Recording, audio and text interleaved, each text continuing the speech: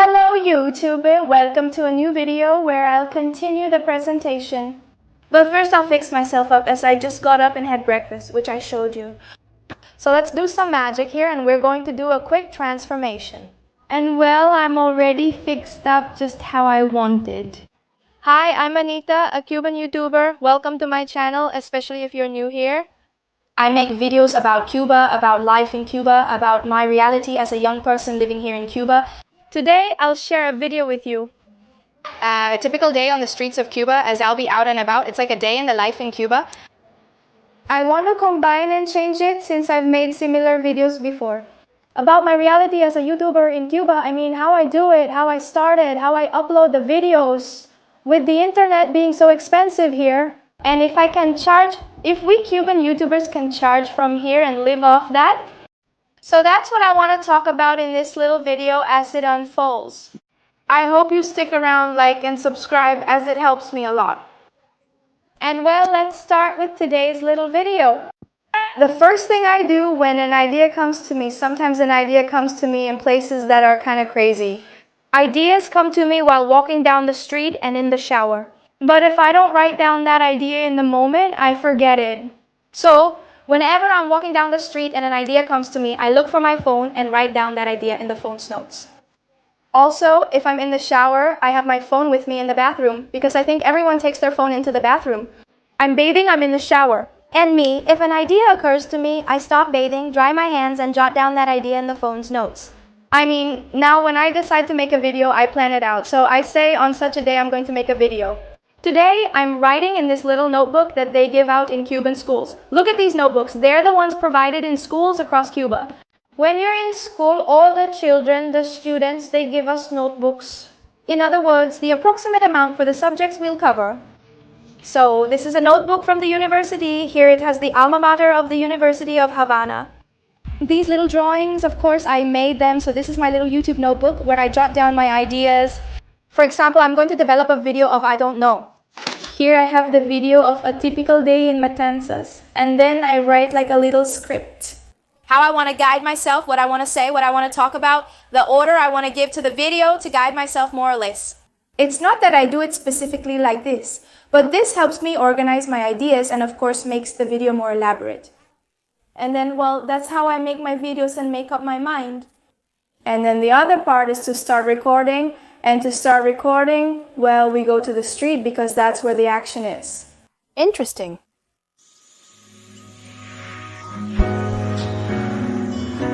Another aspect. Wait, because there's a man with a wheelbarrow over there, you can hear a noise.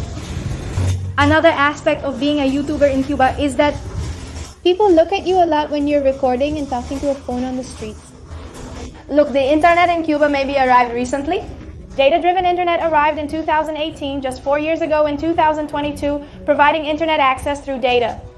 That was when the use of the internet became more widespread. Even our parents, our grandparents used it because before it only existed through Wi-Fi. You would go to a small park and connect, and many people knew nothing about Facebook, nothing about Instagram, nothing about this world. Despite that, many YouTubers emerged then, but in Cuba it was largely unknown.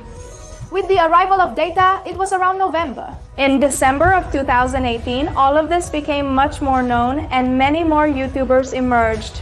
I can say that I emerged before 2018. I think I started in 2018 around the end, but my content was different. It's not this content that I do now.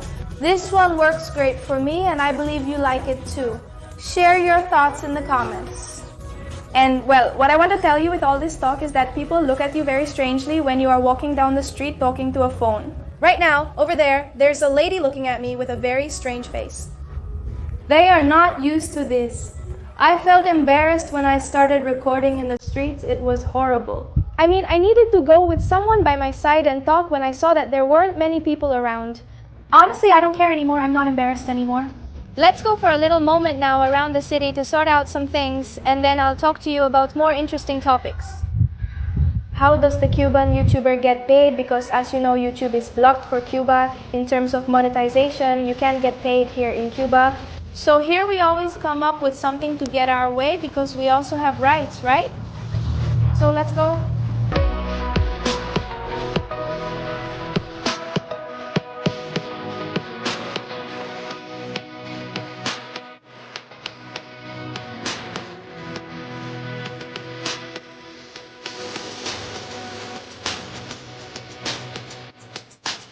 over there. I'm here in the Matanzas area where you almost always see me. In the city center is where problems are almost always solved and everyday life happens here in my city, Matanzas. Oh, look at that. I mean, see that over there? They are like doors. Seems like it's a work of some kind of art here in the city.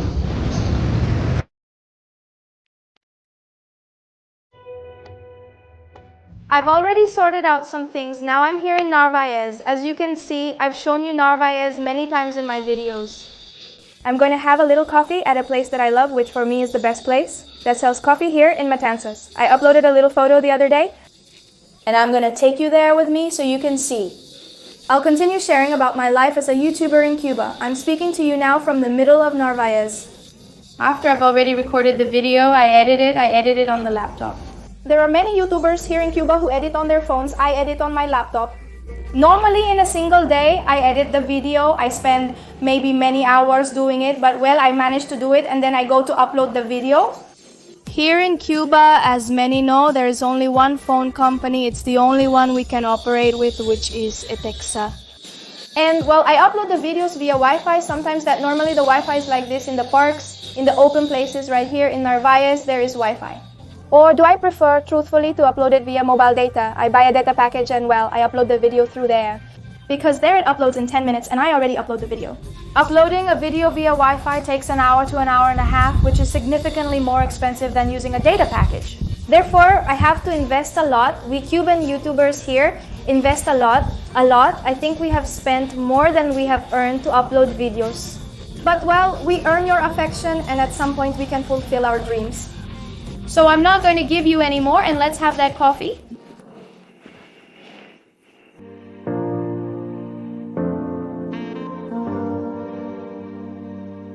This little place I'm telling you about has some of the best coffee in Matanzas. It's one of my favorite spots for a cup.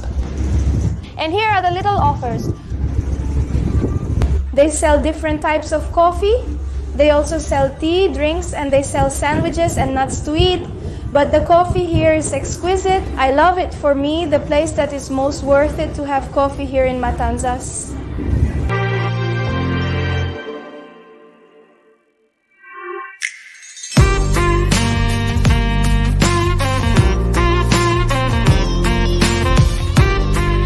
We had a little coffee. Those little coffees I had are called It's a Mocha and it costs 90 pesos each. 90 pesos in Cuban exchange would be about $1. For the informal market and for the good market, as it is formally, it would be $3 and change. But well, we got ourselves more by the informal market, which is the one as it's on the street, the price of the dollar because it's the real one. In reality.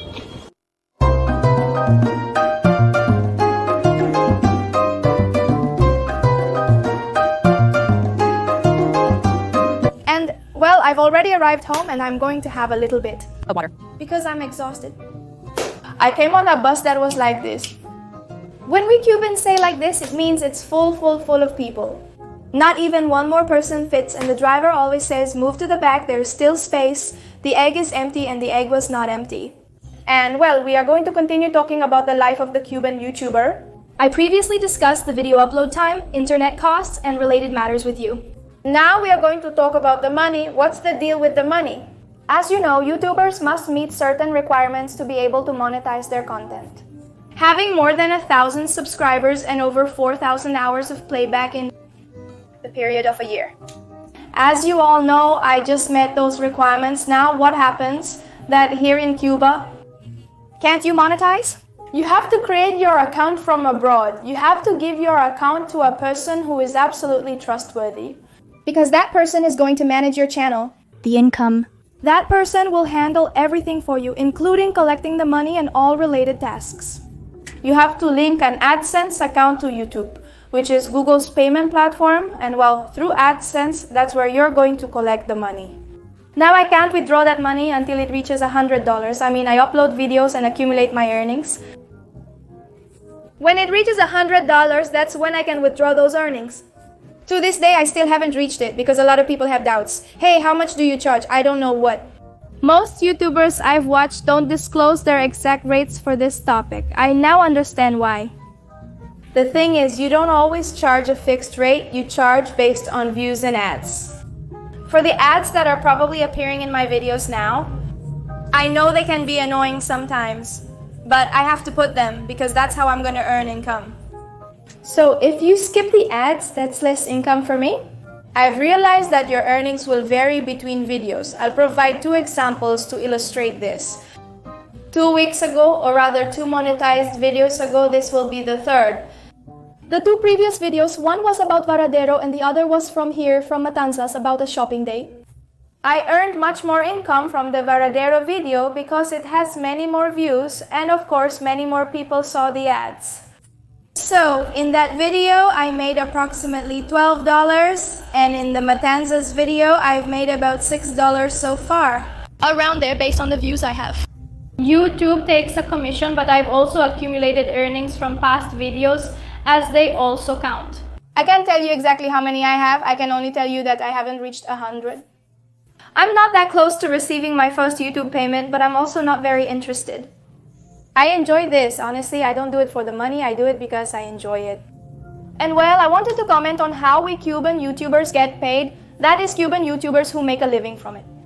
I believe so. I can't speak for anyone because I don't know anyone's personal life. But I know there are YouTubers in Cuba who make a lot of money because they get many views. They just don't say exactly how much they earn. But I did once see a video from Anita Consuin where she did say how much she earned in a year. And honestly, it was a pretty good figure. Yes, I believe if you have many views, put in the effort and make interesting good videos, it's possible. You can make a living from it here from Cuba too. And well, finally, this video is not over yet, but I want to tell you something too. Not everything is positive, not everything is good. There are other things that we have to face, for example, people's comments. And on YouTube and in real life. What happens when you're making public content that many people see? Many people are going to comment good things, but many people are going to comment bad things. And they are within their rights, because you are creating content that is public on a public platform. So that's something you have to live with, something you have to deal with, and you can't go crazy or stress about it. I admit I have my days. There are days when I feel incredibly good and all the comments slide off me. Yes, I have received more negative comments recently due to increased visibility compared to before. But as more people see you, more people come who make negative comments, and I have received quite a few negative comments on some videos lately. And look, the truth is, some of them I feel like responding to and putting them in their place. Because they make comments that are a little bit wrong and I respond to them, but I mean, to me, they are wrong. I respond to them from my point of view, what I think, because some people think they go too far, they know nothing about your life, and they are giving their opinion. Because I'm showing something, but I'm not showing my entire life. As if you could assume something about me that you don't know. So sometimes I respond to those people, but sometimes I honestly ignore them. I leave the comment there and don't respond to them. And that's how many YouTubers have to be, not to get worked up or stressed about it, because it's something we'll be dealing with constantly. With this analysis I wanted to conclude today's little video. A day with me. That actually I didn't show you as much as a normal day. More like I was on the street solving problems and talking to you about my life as a YouTuber in Cuba, the things we face, the reality. I hope you liked it, that it was to your liking, that you subscribed, that you liked the video, which is super important. And we'll see you next week with a video that's going to be super interesting. Don't miss it, so I send you all a big kiss. Bye.